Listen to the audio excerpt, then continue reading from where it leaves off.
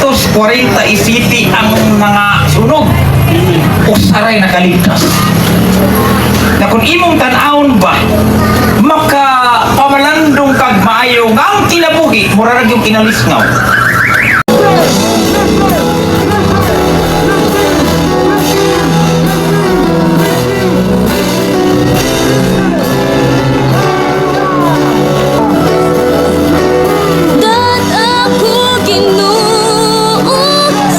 Pag-upa o presko ang eroplano nga gikan India padung og London nga na-crash. 247 ang mga sunog. Usaray nakaligtas. Na kung imong tan-awon ba, maka pamalandong kag maayo nga ang kinabuhi, mura ra yung kinalisngaw. Na ay doktor nga buhat maato sila London ko ba siyang pamilya, tulog ang iyang anak, nagsilpi-silpi pa in town, anak katawa-katawa, seconds ra, wala na. Seconds ra. So, kita ni mo ba kanang imo sa Bible nga ang kinabuhi, mura ra kinalisma? Mura ra gabon? Diba imo ng Bible? Mura ra anino? Pag wa na'y siga, wala po yan ino. Mura ka ni anak. Kita, takaroon, pero tayo siguro ma. Di ba? Muna ang siguro ko na to, ang karoon yun. No? Muna nga. Kita maingon nga ako sa una, pero pinakong gasiga. Wala tong sa una, ang karoon. Amin namin so. Kung luya ka sa una, kinahanglan, dasig karoon. Pinuto. Pinuto. Karon maigsoon, gitagaan man sa anghel og kuruna nga bulawan. Og sungkod nga bulawan ang pinuto. Ibang pastor kani, ang ako agad ani mga dayamon gini. Labaw mas bulawan ako. Pag dito na sa pastor, ang gihatag kuruna, silver man. Ingon ang pastor, ang hilunsa man ang imuha. Nahago ko wali, siging Bible study. Unya, silver, unya, ang piloto, hinoon. Bulawan. Ingon ang anghel, abit ni pastor. Ang piloto, pag-andar sa aeroplano, sa bulupad na ang mga tao nag-ampo na ginunso. Kung ka rin lang sa aeroplano? So ang mga tao, di ba? O katoliko, ano sa rin naman? Sige yun. Kay, barko na kay kantigo ta mo lang oy. Di man ta kantigo mo lupad. Mo naging di ikaw. Magitagaan ang na ikaw pastor. Sige kang wali pero daghan may nagatuhog. Silver lay mo ha. Mga din iksuon nga ay magtugtog kay matug mo din silver hatag tingin ako. Tagan ko ginog silver. Tugtog. Hallelujah. Amen mamison. Hindi man po taas ng wali kay bilang taso ng wali ba? Kung sa'yo oras ito? Alas 10 pakapin. Alas 10 pakapin. Now, ang taga Mindanao doon ay muto. Ingon ang taga Mindanao, ang mubo nga wali makatandog sa kasing-kasing. Kilaliman ang mubo ng wali pero makatandog sa kasing-kasing. Pero ang taas nga wali makapakurog sa lingkuran. Yawa eh, ukurog. Lingkuranan man nga naman. Kaya magsige mag-ilog-ilog. Kaya pa nagigutom na po eh. Sige pa itong wali, di ba, Fred? Amen. Di ba, doon na ito istorya nga doon ay pastora nagwali ng pati taasa. Sa doon, hindi pang gutom na muli ng uban. Pati taasa sa wali lagi. Muna ang taas nga wali, makapakurog sa lingkuranan. Pero ang mubo nga wali, makatandog sa kasing-kasing. Amen ba, may kawan? Doon na po yung sikreto nga mubo ng kayo ako wali. Basta kusog mong imin. Kung na ginapapay. Pero kung di gani mo imin, murag mataas-taas gamay. No? Salamat sa Ginoo. Hallelujah, glory to God. Amen. Ampot yung tanga di makurog ang lingkuranan. So dalay ko na na-bless ko sa ato ang Sunday School. No, ang atong Sunday School, kilabihang ninduta. No? Kilabihang ninduta. Now, ato ta sa ato ang bersikulo. Nasa pinadayag Kapitulo 17, versikulo 14. Nya. Diha sa maong bersikulo doon na tulo ka punto ra ba. Kaya kung magwali na igsoon, tag tulo o patra ka punto. No? Kaya uban magwali na tag 12 ka mga puntos. Na maagtan pag tag alas 12, na kurog lagi ni Quranan. Pero tulo ra, biblical man na kay Trinitarian man ta. Amahan, Anak, Espiritu Santo. Una. Okay. Okay, kung sa ingon diha, di ato basahon. Pinadayag, ikuan ko no kuan, ikuan ko. Asa mo itong ato ang kuan ani? Napay ko sa lawas siguro. Okay. Pinadayag 17 versikulo 11. Okay.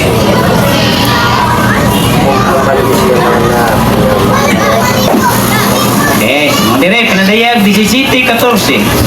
Ingon ang pulong sa Ginoo. Hindi, makig-away sila sa nating karnero. Apan buntugon sila niya. Ug sa iyang mga tinawag, pinili ug matinumanon nga mga alagad kay siya Ginoo man sa mga Ginoo ug hari sa mga hari. Sinihi dunay kauban ang atong Ginoong Kristo. Kaysa mapintas kung mananap, Antichrist. So makita mo nga ang ato ang Ginoong Hesus, doon na siya kauban ng mga alagad. No? Kinsa man ang iyang mga kauban? Kauban sa ato ang Ginoo. Doon ay tulo ka kinaiya. Una, ang kauban ni Ginoong Hesus, kung nag-away, maigsoon ni Antichrist, napuntog nila ang mananap. Number 1, mga tinawag. Ikaduha, mga pinili. Ikatulo, matinumano. Nabin kita.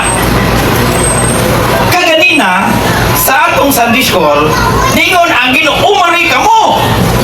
Kamang tanan! Di kapuyan! O di bugatan! So, doon ay gitawag, huling. Tawag. Ang Diyos mo nagtawag sa tanan nga nabugatan. Amin, Maming Son? Pero dili ang tanang nabugatan nakadumog. Amin, Maming Son? Amen. Naitawag, pero dili ang tanang nakadumog. Si Abraham doon ay duha ka igsuon. Abraham, yang igsuon si Haran o si Nahor. Nganong man si Haran o si Nahor, wa man makadumog. Nganong si Abraham raman ang nakadumog. Abraham, biyai ang imong syudad o lakaw sa syudad nga akong pagtuan imo. Wa pa makakita si Abraham sa syudad nga gisaan sa Ginoo nga iadtuan. Namoto si Abraham, kauban ni Sarai, nangadto sila. Wa pa siya kakita, kay maunay kahulugan sa pagtuo. Nga ang tingog, ang sugo, imong sundon, wa kita sa imong adtuan. Ang pagtuo, mao ang pagsalig sa butang nga wa nimo nakita, pero imong nadumog. Muna giingon sa Bible, sino nga wa nakakita sa lunok, nakadungog na siya sa gisulti sa Ginoo nga mauna ang mahitabo ug tungod sa pagtuo gibuhat niya. Amen. Si Abraham nahimo siya natong amahan sa pagtuo. Amen ba mga igsoon? No? Ingon gani ang Bible, Galatia 3:7, nga si Abraham siyang amahan sa pagtuo, tungod sa pagtuo si Abraham gipanalanginan. Kining pagtuo mamunga na og panalangin. Amen ba may son? No? Og ang Bible ang ingon, ug ang tanan nga adunay pagtuo panalanginan usab. Palihog ko pagbasa sa yung Bible be. Galatia 3:7 ngadto sa 8. Binis aya. Sige. Busa ang ngayon kamo masayod nga ang mga tao nga may pagtuo mao ang matuod nga kaliwat ni Abraham. Tinuod nga kaliwat ni Abraham katong ngay pagtuo. Tiwas ang basa. Tiwas ang basa. Ang kasulatan daan ng yun ng Diyos nag-isip sa mga dili Hudiyo ng matarong pinagi sa pagtuo. Busa ang kasulatan nagwali nandaan sa maayong balita nato kang Abraham. Nagi kanimo ang Dios nga nalangin sa tanang katawan sa kalibutan. Kunya, Ito si Abraham o ipanalanginan siya busa ang tanan nga mutuo panalanginan sa tanawa ra. Makita nimo ang pattern diri mao ang atong amahan nga si Abraham. Nga tungod siyang pagtuo, siya gimataro. Tungod siyang pagtuo, dunay saan. Tungod siyang pagtuo, siya gipanalanginan. Ug ang tanang naay pagtuo, tinuod nga makaliwat ni Abraham. Si Abraham gipanalanginan ug kadtong dunay pagtuo, panalanginan sa dili ka malipay ana mga igsoon. So makita nimo ang unang punto kining kuling, kining tawag. Amin mga igsoon? No? Sa ako nang gingon, dili ang tanan makaigsunan nga gitawag na kadungog. Kadtong nakadungog, nganong nakadungog? Kay kung ang tanan pa mga kaigsunan nakadungog, wa untay maghikom.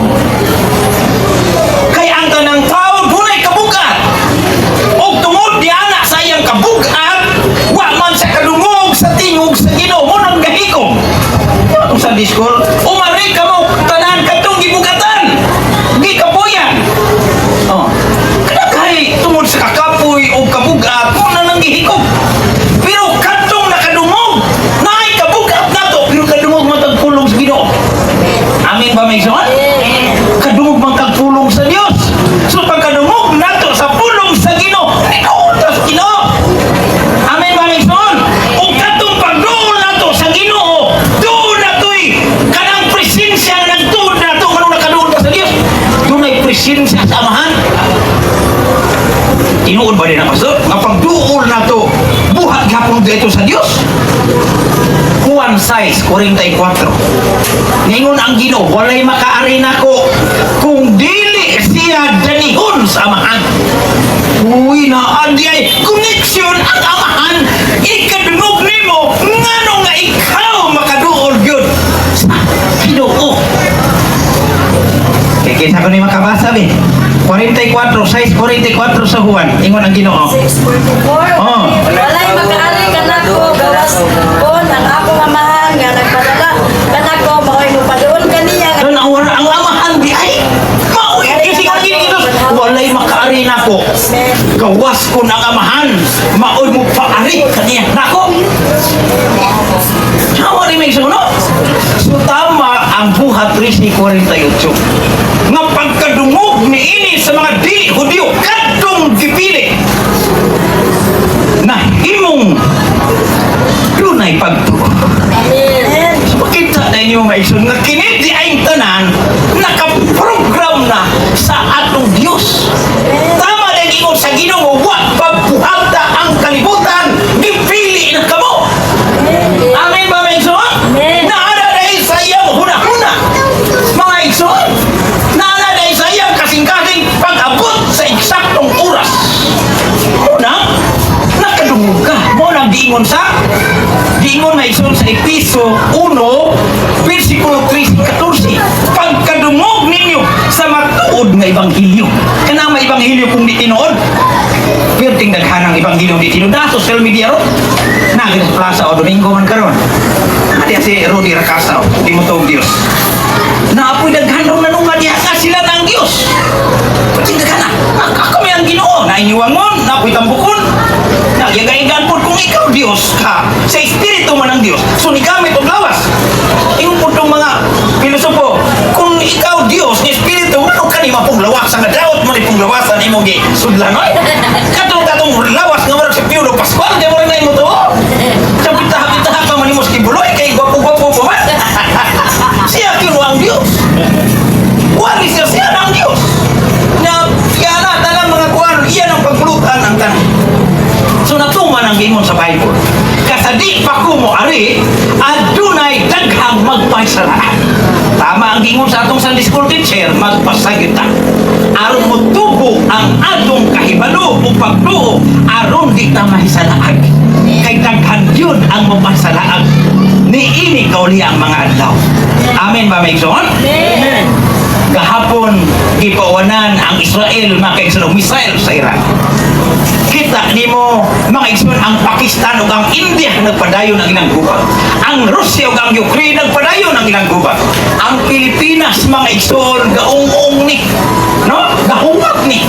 Kay makigubat makigsoon. Di mo sugot ang Taiwan maigsoon nga bawion sa China. Musukol ang Taiwan. Isog ang ilang presidenteng babae. Karon kay gamay man na, mura ra nagsibo ng Taiwan. Pwede man ang gamayan. Di karon sayo na ilugon sa China kay province man nila sa una. Unsa may ang gisaligan? Ang gisaligan ang Amerika. Asa man pud manukad ang Amerika? Sa Pilipinas. Muna ang Amerika nakabase na nato, nakamuntar na. So inigubat ang Pilipinas mahog siyang kulateral. Amin ba maigsoon? Asa man ay nang bomba manglupad nga wala ra ba tay gitawag makaigsunan og Iron Dome. Wala ra ba tay mga igsoon sama-sama kinagiban sa Israel nga pangsagno ng bomba dito. Magpalaban ka makaigsoon taga Sikihor. Kita kayong taga Sikihor doon raman ha. Maglupad magsaho dito nga bomba kung taga Sikihor. So kita na to nga kanang tanan nakaangkla na sa kasulatan o kanang tanan nagakatuman kay nala sa balang kasulatan o kanang nagpanghitabo nagsasig na sa atong pagtungan mo dutdutag maayo sa Ginoo kay duol na ang ato ang Ginoong Jesucristo.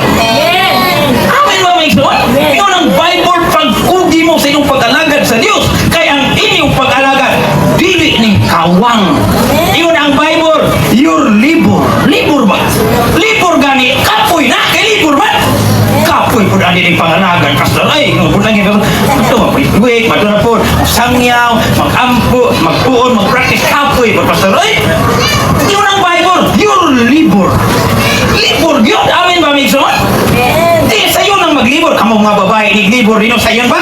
Di oy di magaling asawa di lagi kumusap di lagi pagkasunod tuig ano po libor di lalim ng maglibor. Amin my son. Yun ang Bible, your labor in the Lord is not in vain. Dili kawang kay matag buhat nimo dunay kurunang bulawan. Dili silver. Amin my son. Hallelujah. Ito ang calling. Tawag nga nakadungog. Okay. Di ay tawag nino to. Gitawag ta ingon ang Bible. Gitawag ta aron magaan. Duol ta sa Ginoo. Mawag ta nga tong problema. Di ba may son? Pagkanito ta di ba bakristohanon ta? Pagkaburn ang ginako. Praise. Pagkakapig ginako sa Ginoo. Basta kay hangad na ko hangad ko sa langit ko tugod akong luha. Gusto ko nga magpuyo simbahan permente. Gusto ko sige ang lukso dahil sa Ginoo. Gusto ko sige ang simba. Grabe yun ang first love mo sa Ginoo kita. Grabe yun. Inigtog na ko. Maghila ko na magyaw-yaw ko. Maganuntang ko. O niya maghila ko. Tulo ko sa langit. Ano ba? Grabe yun nasiga. Ano ba? Muna yun ang Bible. Umari ka mo. Pwedeng nindruta mayroon. Grabe din nindruta ng pagkakristohanon. Di ginay ka baylo o salapi o pulawan. Tinindruta. Pero di diretaman din ha. Nga gitawag ta sa kaluwasan. Gitawag ang atong mga aron ta may isang mawag ta nga atong mga kanang gitawag ang atong mga kabugat. Uy, naama po diya ikaduhang tawag. Murag di tamo ang na yan iba. Pero nasa Bible. Paliho ko pagbasa be. Pedro 2:21. Sige ko na be. Unang Pedro 2, versikulo 21. Sige. May gining Bible ato pasultihon. 21, versikulo 21. 2:21. Sige, kasi makabasa. Bilis saya. Sige. Sige, Berjuin, may mata. Okay. Tawag kamo sa Diyos aron magantos kay Kristo. Nagantos man tungod sa ninyo. Uy. Ang naghatag ninyo panig. Ikaduhang tawag, aron mawagtan ang ato makabugat, aron ta malipayon din sa Ginoo. Pero ikaduha, ingon ang gitawag mo aron magantos. Sige kita mo angay ani ba? Murag wa siguro sa Bible pastor. Wa sa Bible, ang ingon ang Bible nga gitawag mo aron magantos kay si Kristo. Gipakita si Kristo. Nagantos si Kristo. Ingon nga inyong panig-ingnan. Sa ato pa di ay na ay alantuson. So ang atong kanta, bali pa ang Kristo, danon bisag daghang alantuson sa pag-alagad nagapadayon nganong naa pala pastor diha sa alantuson apil na dihang itawag persecution na dihang itawag og mga trials o diha sa trials posibleng gamiton imong pamilya. Mateo 10:34 ngadto sa 37 ingon si Jesus, wa ko moari aron magdag kalinaw ang akong gida-espada. Aron ang pamilya mabahin, ang binalay patok sa iyang binalay ugang pati o ang amahan patok sa iyang anak. Ingon sa Jesus, ang nahigugma nako labaw siyang anak sa iyang asawa siyang bana sa Inson, dili takos ka nako. Dili akong tinunay. Tur nga nung di allowed man sa Ginoo nga di man ko moangay ana. Ang gusto nako nga kadto lang pastor, kadtong gitawag ko aron nga magaan ang akong pagpati. Dat ako Ginoo sa dapit nga anak